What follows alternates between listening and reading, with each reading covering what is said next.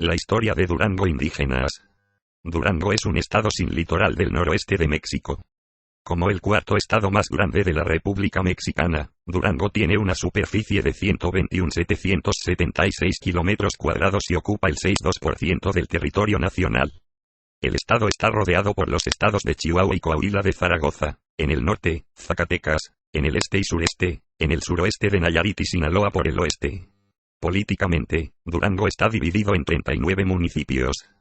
La capital del estado es la ciudad de Durango, que tenía una población de 491.436 en 2000. Con una población de 445.900 en el censo de 2000, el estado de Durango ocupó el puesto 23º en términos de población. Durante los primeros siglos de la colonia española de México, Durango fue parte de la provincia de Nueva Vizcaya, que tuvo una gran cantidad de territorio, muchos de los cuales corresponde ahora con 4 estados mexicanos. Esta gran parte del noroeste de México, que consiste de 610 kilómetros cuadrados 372.200 millas cuadradas, fue testigo de casi 400 años de resistencia indígena contra el Imperio Español y el gobierno federal de México.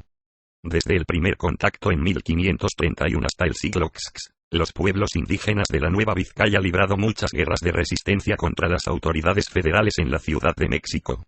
Las insurrecciones y conflagraciones que se prolongaron interminablemente durante tanto tiempo se pueden clasificar en 4 categorías principales. 1. La confrontación en el primer contacto. Algunas tribus indígenas decidieron atacar u oponerse a los españoles tan pronto como llegó a su territorio. Estas rebeliones fueron un intento de mantener los elementos culturales prehispánicos y rechazar la introducción de una nueva cultura y la religión. 2. Primera generación de rebeliones indígenas. Los grupos indígenas que habían venido bajo el dominio español y abrazó el cristianismo caen en esta categoría. Estas rebeliones tuvieron lugar durante la primera generación de contacto y por lo general representa un intento de restaurar los elementos sociales y religiosas prehispánicas. 3. De segunda generación de rebeliones indígenas. Estas rebeliones tuvieron lugar en las poblaciones que ya habían sido bajo el dominio español durante décadas o incluso siglos. Sin embargo, los dos objetivos probables de tales insurrecciones fueron muy divergentes entre sí. En el caso de la rebelión de los pueblos de 1680, por ejemplo, los indios trataron de destruir por completo todos los vestigios de la cultura española y el simbolismo cristiano de la sociedad pueblo. Sin embargo, las revueltas otros de segunda generación, como la rebelión yaqui de 1740, trató de hacer cambios en el sistema español.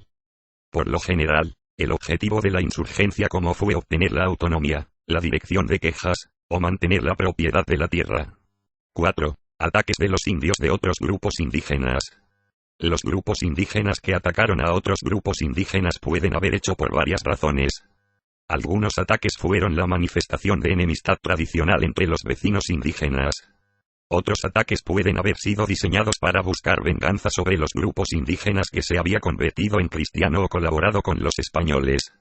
Allanamiento de los asentamientos españoles y amerindios se llevaron a cabo por lo general con el fin de embargo de los materiales tales como alimentos, ropa, caballos, vacas, y los brazos.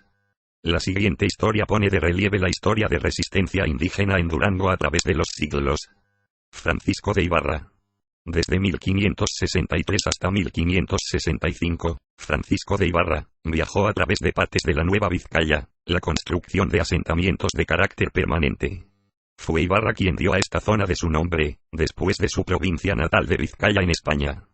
La primera capital de la provincia, Durango, fundada en julio de 1563, fue nombrada de manera similar a su lugar de nacimiento. Expedición de Francisco de Ibarra fue responsable de algunas de las primeras observaciones europeos sobre la Acaxes, Xixime, Tepehuán y grupos de Durango. A principios del siglo XVI, las autoridades españolas habían organizado muchos de los indígenas en Durango y Sinaloa en encomiendas. Aunque los indios de encomienda se supone que proporcionan mano de obra durante unas pocas semanas al año, el historiador de las RA, Susan M. Hechos explica que sirven a menudo mucho más tiempo y algunas al parecer se convirtió en muebles virtuales de las propiedades españolas. Ella va a decir que los jesuitas, congregación sistemática de los indios en pueblos a partir de la década de 1590, alentó el desarrollo de las encomiendas de indios haciendo más accesible a sus encomenderos. En la práctica, la señora Hechos llega a la conclusión, las encomiendas por lo general como resultado la esclavitud tácita de los indios. Como los españoles se trasladó hacia el norte, se encontraron con una asombrosa diversidad de grupos indígenas. A diferencia de los grupos amerindios más concentrados del centro de México, los indios del norte se conoce como la gente ranchería por los españoles. Sus puntos fijos de los asentamientos rancherías fueron dispersados por lo general en un área de varios kilómetros y una vivienda puede ser separada de la siguiente, hasta la mitad de una milla. El antropólogo de renombre, el profesor Edward H.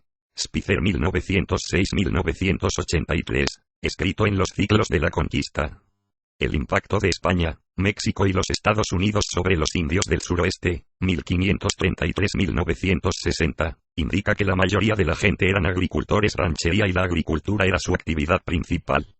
Revuelta Acaxees noroeste de Durango y Sinaloa central y oriental 1601. Los indios Acaxees vivían en rancherías dispersas en las gargantas y cañones de la Sierra Madre Occidental en el noroeste de Durango y el este de Sinaloa. Una vez que los misioneros jesuitas comenzaron a trabajar entre los Acaxees, que les obligó a cortarse el pelo muy largo, y póngase ropa. Los jesuitas también inició un programa de reasentamiento forzoso para que pudieran concentrar la Acaxees en un área. En diciembre de 1601, la Acaxees, bajo la dirección de un anciano llamado Perico, se inició un levantamiento contra el dominio español. La autora Susan Deeds, escribiendo en Rebeliones indígenas en el norte de México, misión de la frontera de la primera generación de respuestas a las versiones más colonial, afirma que la revuelta Acaxees se caracterizó por un liderazgo mesiánico y promesas de redención milenaria durante un periodo de interrupción violenta y catastrófica declive demográfico debido a la enfermedad, que afirman haber venido del cielo para salvar a su pueblo de las falsas doctrinas de los jesuitas, Perico previsto para exterminar a todos los españoles. A pesar de que prometió salvar a su pueblo de los misioneros católicos y su forma de vida, su actividad mesiánica incluye misa, y la realización de bautismos y matrimonios. Las Ra. Hechos señala que el Acaxees y otras revueltas denominada primera generación representaba los intentos de restaurar los elementos sociales y religiosas precolombinas que habían sido destruidas por la conquista española. En las semanas siguientes, el Acaxees atacaron a los españoles en los campos de la minería y a lo largo de las carreteras de montaña, matando a 50 personas. Tras el fracaso de las negociaciones, Francisco de Urdiñola encabezó una milicia de los españoles y Tepehuán y aliados Concho en la Sierra Madre. Susan Hechos escribe que la campaña fue particularmente brutal, marcado por los juicios sumarios y ejecuciones de cientos de rebeldes capturados. Perico y 48 otros líderes rebeldes fueron ejecutados, mientras que otros rebeldes fueron vendidos como esclavos. Xiximes revuelta del noroeste y el oeste de Durango 1610.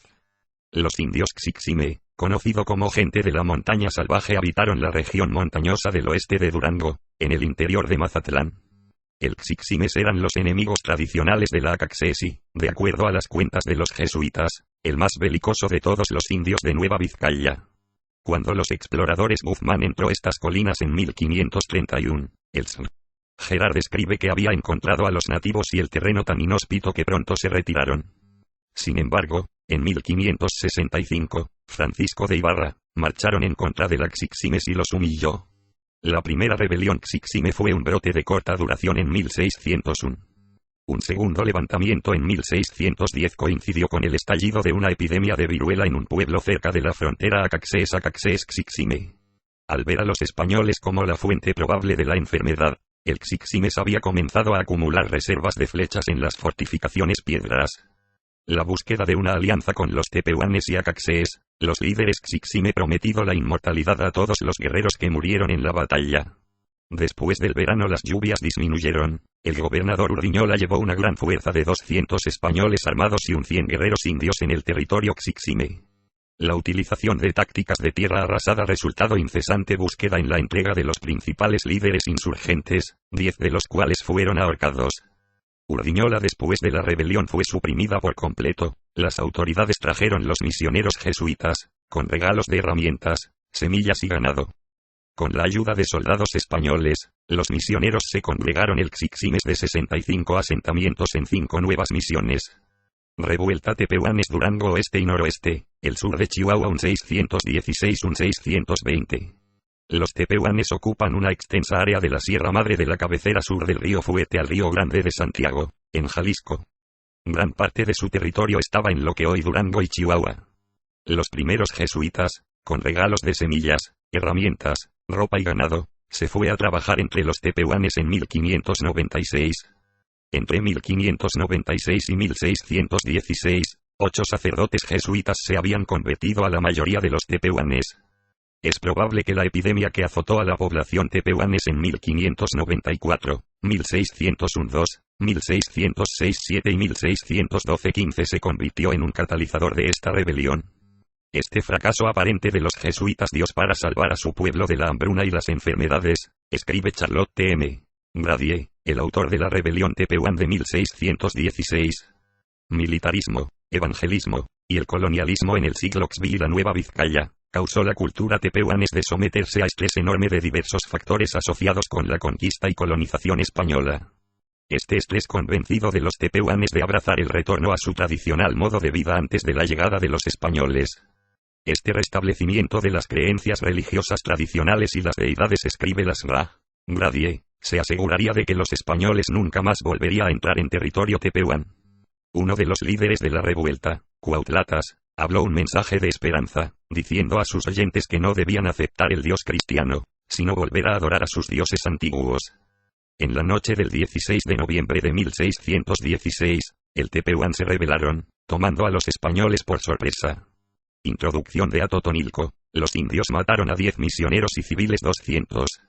Esa misma noche, rodearon a Santiago Papasquiaro, donde los cristianos resistieron 17 días.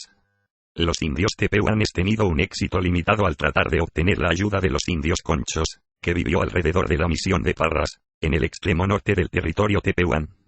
Por otra parte, tenían un considerable éxito en conseguir el Acaxes y Xiximes para atacar a las minas españolas y los asentamientos en el oeste de Nueva Vizcaya. Sin embargo, cuando los tepehuanes avanzado en el recién convertidos pueblos acaxes de Tecucuapa y Carantapa, los 130 guerreros acaxes decidió ponerse del lado de los españoles y los derrotó decisivamente a sus vecinos tepehuán.